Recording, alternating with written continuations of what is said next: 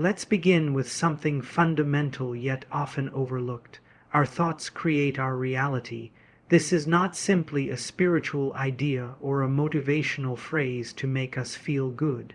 It is a deep psychological truth, affirmed both by ancient wisdom and modern science. When we begin to observe the stream of thoughts that flows through our mind each day, many of them unconscious, repetitive, and fear-driven, we start to understand that the life we are experiencing is not just happening to us. Much of it is being shaped by us from the inside out. When you hold a belief about who you are, what you're capable of, what the world is like, or what others expect of you, that belief acts as a filter. Every experience is interpreted through it. If you believe that life is a struggle, you will find evidence of struggle everywhere. If you believe you're unworthy, your mind will unconsciously look for confirmation of that belief, even if it means ignoring love and kindness that's right in front of you. This is how powerful your inner world is. Now, to let go and truly trust the universe, we must begin by becoming aware of these mental patterns. Awareness is the first step toward transformation. Louise Hay always reminded us that every thought we think is creating our future. And that means we are never truly stuck. We are never truly powerless. If we can think a thought that creates fear, we can think another that creates peace, but we must choose it, we must practice it. Because our dominant thoughts become the architecture of our lives. In psychology, this is closely related to the concept of cognitive framing, the frame we place around an experience, what we tell ourselves it means, has more power over us than the event itself. That's why two people can go through the same situation and come out of it with completely different outcomes, one feeling broken, the other feeling empowered. The difference lies not in what happened, but in what they chose to believe about what happened. That belief, that inner narrative, becomes the blueprint for emotional and even physical health. Letting go, then, begins with a decision to question the thoughts that keep you small, tense, and afraid. Ask yourself, is this belief serving me? Is it helping me grow? Or is it keeping me in a loop of anxiety and resistance? And if it's the latter, you have the authority and the responsibility to change it. No one else can do that for you. You don't have to change your entire life overnight, but you can begin by planting a new thought like a seed, something gentle but true, something like I am willing to see this differently. Or I trust that life is working for me even if I don't yet understand how. These new thoughts won't always feel natural at first. That's okay. It's like learning a new language. The more you speak it, the more fluent you become. And with practice, the beliefs you once clung to will feel less compelling. You'll no longer need to hold on so tightly to the old stories because you'll realize they were never the truth. They were just a habit of thinking. So, if we want to trust the universe, we must first understand that the universe speaks through our own mind. And if our thoughts are always racing toward fear and control, we cannot hear its guidance clearly. We must clear the space. That begins with choosing thoughts that align with peace, with trust, with a deeper wisdom that says, everything is unfolding in divine order. Here's the truth, you are not your thoughts. You are the thinker of those thoughts, and when you remember that, you reclaim your power. You begin to co-create with life rather than react to it. That's the beginning of real freedom. And so I leave you with this. If your thoughts shape your world, make sure they are building a life you want to live. Let go of the ones that shrink you and choose the ones that set you free. Now that we understand the profound influence of thought on our experience, we must explore the emotional foundation that gives those thoughts their power. Self-love, everything begins here. It's not just a sentimental idea. Self-love is the most practical, transformative force we have. Without it, every attempt to let go, to trust, or to grow will be met with inner resistance. Because if you don't believe you are worthy of peace, healing, or fulfillment, a part of you will always sabotage your journey toward it. So many people try to control the world outside because they don't feel safe or whole on the inside. But true safety, true calm, comes from a relationship with the self that is rooted in compassion. You cannot trust the universe if you do not first trust yourself. Your intuition, your emotions, your needs, your voice. And you cannot trust yourself if you have made a habit of rejecting who you are at your core. Self-love begins with how we speak to ourselves. Listen carefully to the inner dialogue. Is it kind? Is it patient? Or is it harsh, critical, and punishing? Many of us inherited voices that are not our own, echoes of parents, teachers, peers. These voices became internalized over time, and we mistook them for truth. Louise Hay taught us that the thoughts we choose are like seeds. If we plant seeds of shame, unworthiness, and fear, we will grow a life that reflects those feelings. But if we plant seeds of kindness, forgiveness, and love, something else entirely blooms. Affirmations are one of the most powerful tools for this transformation, not because they magically change life overnight, but because they reshape your mental environment. Repeating, "I deeply and completely love and accept myself," may feel awkward at first, especially if you've spent years doing the opposite, but with repetition, the subconscious mind begins to soften, the walls begin to come down. You begin to create new emotional pathways that make trust possible. And remember, affirmations are not meant to deny your pain. They are meant to redirect your energy, to point you toward healing instead of rehearsing old wounds. Philosophically, self-love is an act of recognition. It's the decision to see yourself not as broken or lacking, but as a part of something vast, intelligent, and sacred. To love yourself is to honor that the life moving through you is the same life that spins the planets and opens the flowers. That's not arrogance, it's alignment. When you love yourself, you begin to live in harmony with the universe because you're no longer fighting your own being. You're no longer at war with your reflection. And that inner peace becomes the foundation for trusting life itself.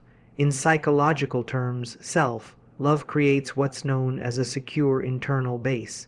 It becomes the anchor you return to when the world feels chaotic. Without this base, you'll always seek validation externally. You'll give your power away to circumstances and other people's opinions. But with it, you start to realize your value is not up for debate. Your worth is not dependent on achievement or approval. It's intrinsic. It's non-negotiable. The shift is not always easy. It asks us to confront parts of ourselves we've judged or abandoned.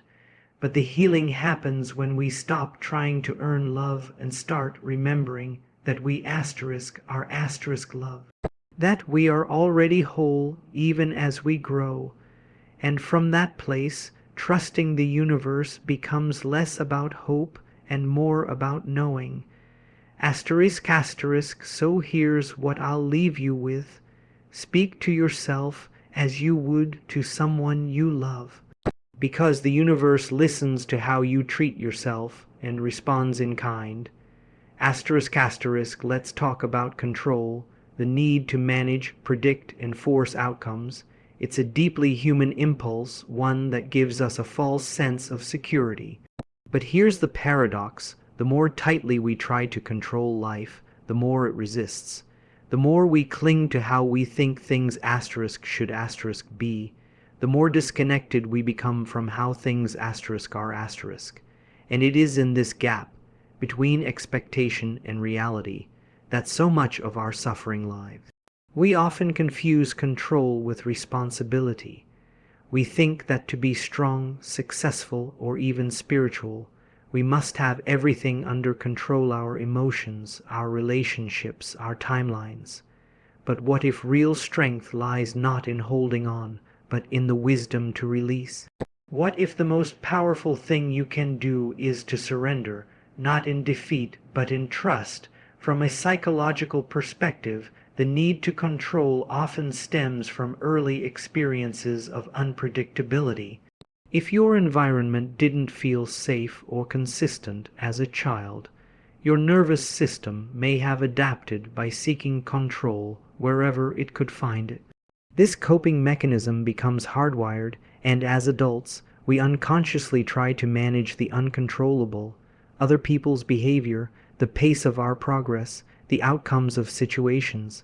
But this creates constant tension, a state of hypervigilance that wears us down emotionally and physically. Philosophically, control is rooted in the ego. The ego wants to know, it wants certainty, it wants to plan, predict, and protect, but the soul, the deeper part of us, operates differently. It thrives in mystery, in fluidity, in alignment. It knows that life is not a problem to be solved, but a process to be experienced.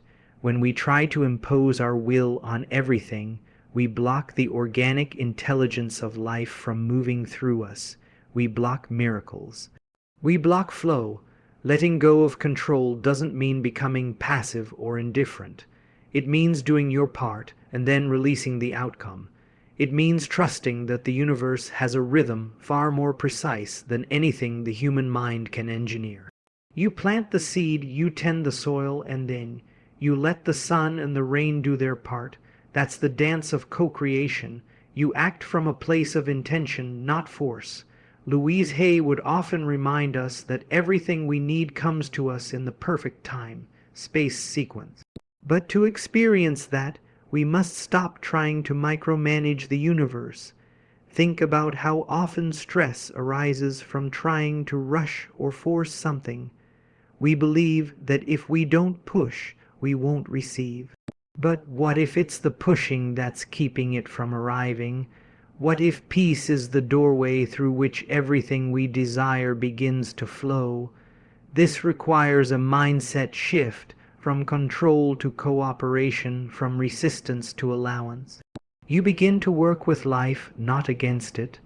And the more you do that, the more evidence you gather that things really do fall into place when you allow space for grace. This isn't blind faith, it's intelligent surrender.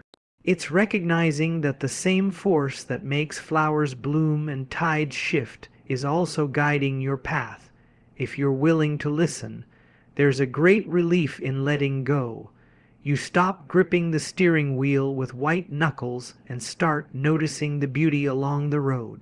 You stop fixating on what might go wrong and open to what might go *right* in ways you never expected. **, so here is what I invite you to reflect on. What are you holding onto so tightly that it's keeping you from moving forward? Let it go, trust the flow. The moment you release the need to control everything is the moment life starts to work with you, not against you.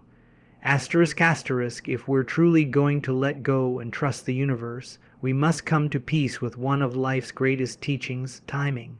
Not our timing, but divine timing. We live in a world that worships speed. We want results quickly, answers now, healing overnight.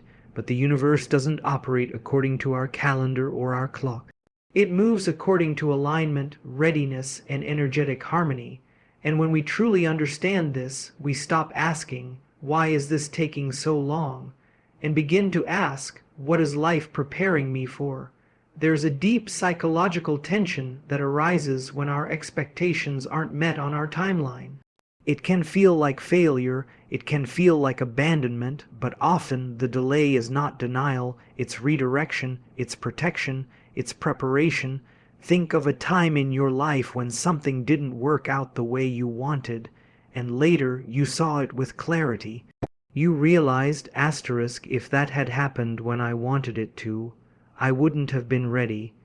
I wouldn't have appreciated it, or maybe it wasn't even what I truly needed. This is the beauty of divine timing. It doesn't respond to your desperation. It responds to your vibration.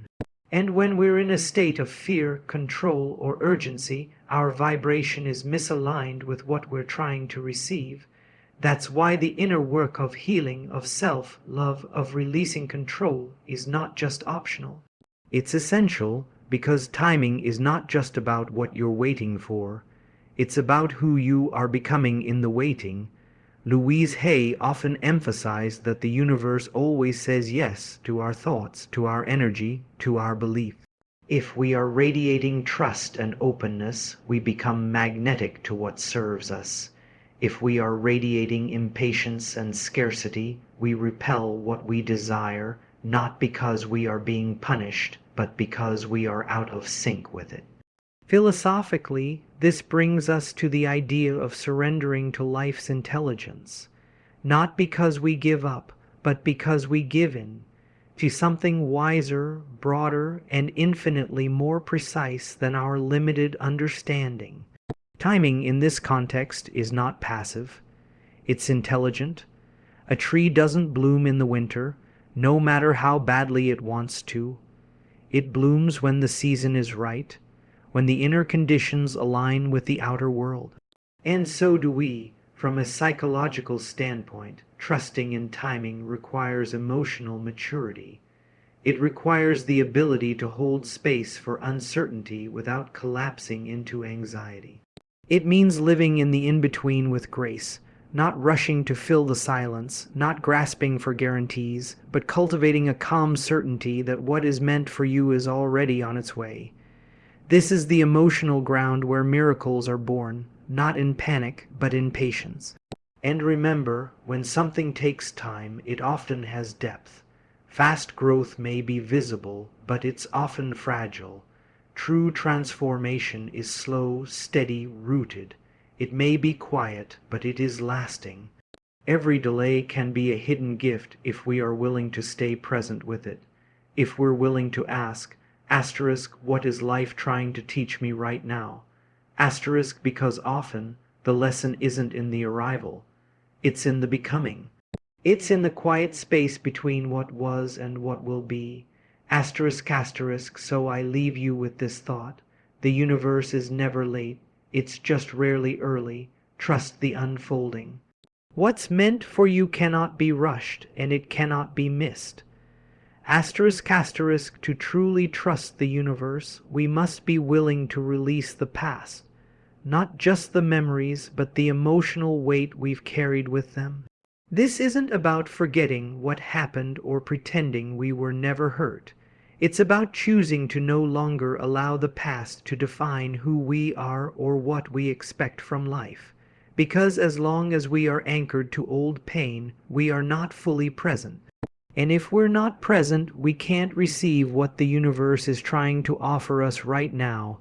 Many of us carry unconscious patterns that were formed years, sometimes decades ago, a childhood rejection that taught us we weren't good enough, a betrayal that convinced us not to trust others, a failure that whispered, "Don't try again." These experiences become more than memories. They become internal narratives, emotional habits, and unless we consciously examine and release them, we live through those filters without realizing it. We repeat old cycles, not because we want to, but because the emotional imprint hasn't been cleared. Louise Hay often said that the point of power is always in the present moment. That means we have the ability right now to rewrite those stories, not to erase the past, but to shift our relationship to it. Healing begins when we stop identifying with our wounds and begin to identify with our wholeness. That doesn't mean denying pain. It means giving it a voice, listening to what it's been trying to say, and then gently letting it go. From a psychological perspective, we know that unresolved emotional pain can become part of our identity. It feels familiar, and familiarity, even when painful, can feel safe. But the truth is, healing often requires stepping into unfamiliar territory. It means leaving behind the comfort of self-protective beliefs and behaviors. It means no longer using your past as a reason to stay small, bitter, or afraid. That's not easy work, but it's the work that sets you free. Philosophically, this is about liberation from illusion. The past exists only in memory. It cannot touch you directly. What affects you is the meaning you've attached to it and the energy you continue to feed into it. That is where your power lies, in the choice to reinterpret, to forgive, to release. When we release the past, we stop projecting our old wounds onto new moments. We stop expecting disappointment, and we make room for surprise, for joy, for trust. And that trust is essential if you want to align with the flow of life. Because the universe isn't holding your past against you. It's not waiting for you to prove yourself worthy again. It's always offering new opportunities, new healing, new beginnings, but you can't receive them with closed hands. You can't embrace what's next if you're still clutching what's gone. Letting go of the past is not a one-time event. It's a practice, a daily willingness to say, I no longer need this pain to protect me. I no longer need this story to define me. I am safe to be new. I am safe to begin again. It takes courage to release something that once helped you survive. But survival is not the same as thriving, and you were made for more than just survival. So here's what I invite you to consider. Asterisk asterisk, what would be possible if you stopped living from your history and started living from your possibility? You are not your past. You are the space where healing, transformation, and new life can happen if you're willing to let go. Asterisk asterisk, once we've done the inner work of shifting our thoughts, cultivating self-love, releasing control, honoring divine timing, and letting go of the past, something remarkable begins to happen. We find ourselves more open, more receptive to the subtle, intelligent rhythm of life. This is where true alignment with the universe begins. It's not about waiting for signs in the sky or perfect conditions. It's about developing the inner stillness and sensitivity to notice what is already unfolding around and within us. Alignment is a state of coherence. It's when your thoughts, feelings, actions, and energy are all moving in the same direction. You're not fighting yourself anymore. You're not chasing something out of fear or proving something out of lack. Instead, you're responding to life with clarity and intention, and in that space, synchronicity becomes a natural byproduct. Things begin to click. You start meeting the right people at the right time. The opportunities you were struggling to find suddenly present themselves, not because you forced them, but because you became a match for them. Psychologically, this is the result of what some call a flow state, a condition in which we are so attuned to the present moment that our efforts feel effortless. But flow doesn't come from pressure.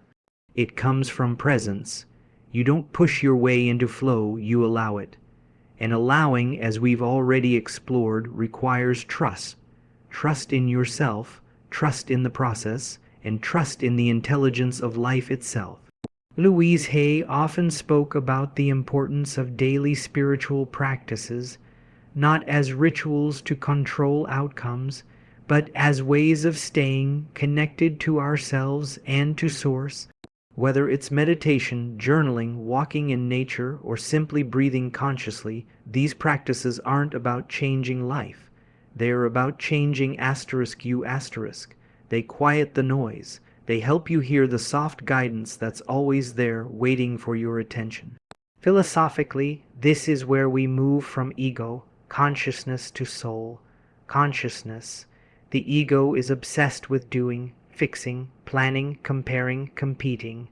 But the soul is rooted in being. It knows there is nothing to prove. It understands that when you are aligned, what is meant for you cannot miss you. You don't have to chase. You simply have to receive. That's the beauty of alignment. It invites grace, but make no mistake, this doesn't mean life becomes perfect. It doesn't mean you won't face challenges. What it means is that your relationship to life transforms. You begin to see challenges as part of the unfolding, not interruptions. You begin to understand that what feels like a detour may actually be a redirection towards something better. And you stop trying to force your way through doors that are closed because you trust that others will open, and they will open in ways that are not only more aligned, but more expansive than you imagine.